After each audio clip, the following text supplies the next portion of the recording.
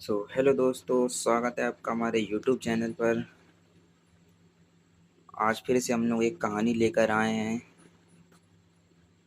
एक बार की बात है, एक राज्य में रुद्र नाम का मूर्तिकार रहता था। उसकी बनाई हुई मूर्तियां इतनी सुंदर होती थी कि लोग दूर दूर से देखने आते थे। लेकिन रुद्र के अंदर बहुत घमंड था। वो हमेशा कहता, मेरे हाथों से सुंदर कुछ बन ही नहीं सकता। एक दिन राजा ने उससे कहा, क्या तुम भगवान शिव की ऐसी मूर्ति बना सकते हो जिसे देखकर लोगों को लगे कि महादेव सच में सामने खड़े हैं? रुद्र हंस पड़ा, मेरे लिए ये कोई बड़ी बात नहीं। उसने जंगल के बीच एक विशाल पत्थर चुना और मूर्ति बनाना शुरू कर दिया। दिन रात मेहनत करता रहा, लेकिन अजीब बात थी। हर सुबह मूर्ति का कोई हिस्सा टूटा हुआ मिलता। कभी चेहरे खराब, कभी त्रिशूल टूट जाता, कभी पूरी मूर्ति में दरार पड़ जाती। रुद्र गुस्से से पागल होने लगा। एक रात उसने तय किया कि वह छुप कर देखेगा आखिर ये सब करता कौन है। आधी रात हुई, जंगल में ठंडी हवा चल रही थी। तभी उसे किसी के कदमों की आवाज़ सुनाई दी। एक बूढ़ा आदमी धीरे धीरे मूर्ति के पास आया। उसके कपड़े फटे हुए थे, बाल बिखरे हुए। वो मूर्ति को देखकर मुस्कुराया। फिर उसने पत्थर पर हल्का सा हाथ रखा और अगले ही पल मूर्ति में बड़ी दरार पड़ गई। रुद्र गुस्से में बाहर आया, तू कौन है? मेरी महीनों की मेहनत बर्बाद कर दी। बूढ़ा शांत आवाज में बोला, मूर्ति सुंदर है, लेकिन उसमें अहंकार ज्यादा है, भक्ति कम। रुद्र चिल्लाया, तुझे कला की समझ क्या होगी? तभी अचानक तेज हवा चलने लगी, आसमान में बादल गरजने लगे, बिजलियां चमकने लगीं। बूढ़े की आंखें चमक उठी। उसके पीछे विशाल नंदी दिखाई दिया, हाथ में त्रिशूल प्रकट हुआ और पूरा जंगल हर हर महादेव की आवाज से गूंज उठा। रुद्र डर के मारे घुटनों पर गिर पड़ा। स्वयं भगवान शिव उसके सामने खड़े थे। महादेव बोले, जिस कला से लोगों में प्रेम और भक्ति जागे, वही सच्ची कला है। जो कला इंसान को घमंडी बना दे, वो सिर्फ पत्थर है। रुद्र रो पड़ा। उसने उसी समय अपनी अधूरी मूर्ति तोड़ दी और कहा, महादेव, अब मैं आपको पत्थर में नहीं, लोगों के दिलों में बनाऊंगा। कहते हैं उस दिन के बाद रुद्र ने कभी अपने नाम की मूर्ति नहीं बनाई। वो हर मंदिर में बिना नाम बताए मूर्तियां बनाता रहा और उसकी बनाई शिव मूर्तियों को देखकर लोगों की आंखों में अपने आप आंसू आ जाते थे। हर हर महादेव। आज की हमारी दूसरी कहानी। बहुत समय पहले एक पहाड़ी गांव में देव नाम का लड़का रहता था। उसे बचपन से ही भगवान शिव की कहानियाँ सुनना बहुत पसंद था। लेकिन एक बात उसे हमेशा परेशान करती थी। अगर महादेव सच में अपने भक्तों के साथ रहते हैं, तो कोई उन्हें देख क्यों नहीं पाता? गांव के बाहर एक पुरानी गुफा थी। लोग कहते थे कि वहां सदियों से कोई साधु तपस्या कर रहा है और जो भी लालच लेकर अंदर गया, वो कभी वापस नहीं आया। एक दिन देव ने तय किया कि वो उस गुफा में जाकर महादेव के दर्शन करेगा। रात का समय था, आसमान में बादल थे। देव हाथ में छोटा सा दीपक लेकर गुफा में घुस गया। जैसे जैसे वो अंदर जा रहा था, गुफा और अंधेरी होती जा रही थी। अचानक उसे सामने सोने के सिक्के का ढेर दिखाई दिया, फिर हीरे जवाहरात, फिर राजा जैसा सिंहासन। एक आवाज आई, जो चाहे ले लो। देव कुछ पल के लिए रुक गया। उसका मन डगमगाया। गरीबी में उसने कभी इतना धन नहीं देखा था।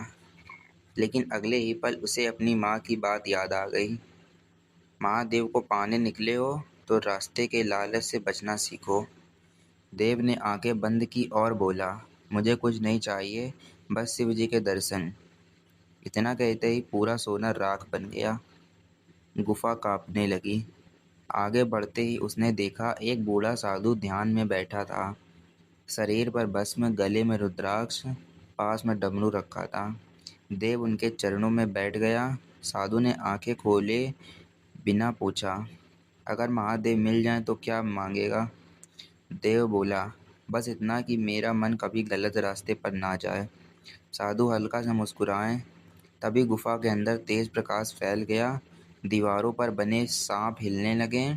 डमरू अपने आप बजने लगा और साधु का रूप बदलने लगा। देव ने कांपते हुए देखा, स्वयं भगवान शिव उसके सामने थे। महादेव बोले, जिसे धन से ज्यादा अपने मन की चिंता हो, वो पहले से ही मेरे सबसे करीब होता है। देव की आंखों से आंसू बहने लगे। जब वो सुबह गुफा से बाहर आया तो लोग हैरान रह गए। उसके चेहरे पर अजीब सी शांति थी। और कहते हैं, उस दिन के बाद देव ने कभी महादेव को देखने की इच्छा नहीं की, क्योंकि उसे महसूस होने लगा था कि महादेव हमेशा उसके साथ हैं। हर हर महादेव। आज की हमारी तीसरी कहानी है। बहुत समय पहले की बात है।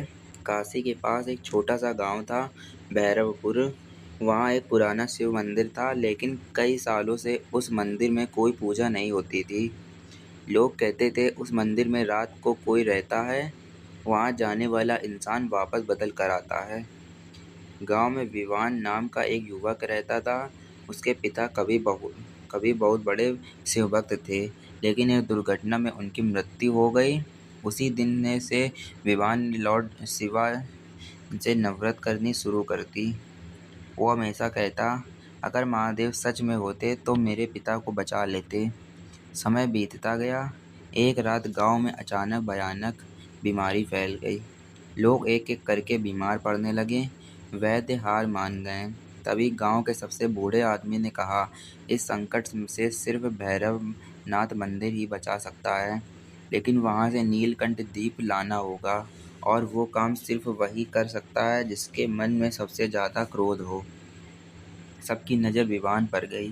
पहले तो उसने मना कर दिया, लेकिन जब उसकी छोटी बहन भी बीमार पड़ गई तो वो मजबूर हो गया। आधी रात, तेज बारिश, काले बादल और हाथ में जलती मशाल लिए विवान अकेला उस पुराने मंदिर की तरफ चल पड़ा। मंदिर पूरी तरह वीरान था। दीवारों पर काई जमी थी, घंटियां अपने आप हिल रही थी। जैसे ही वो अंदर गया, अचानक मंदिर का विशाल दरवाजा अपने आप बंद हो गया। धड़ाम! विवान डर गया। तभी अंधेरे में एक भारी आवाज गूंजी, क्यों आए हो यहाँ?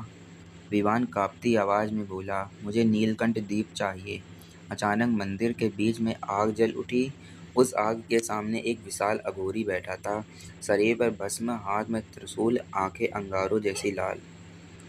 अघोरी बोला, दीप मिल जाएगा, लेकिन पहले अपने अंदर की आग बुझानी होगी। विवान चिल्लाया, मैं महादेव से नफरत करता हूँ। पूरा मंदिर कांप उठा। घंटियां तेजी से बजने लगी। अघोरी धीरे से हंसा। जिससे सबसे ज्यादा शिकायत होती है, इंसान उसी को सबसे ज्यादा मानता भी है। विवान गुस्से में बोला, उन्होंने मेरे पिता को छीन लिया।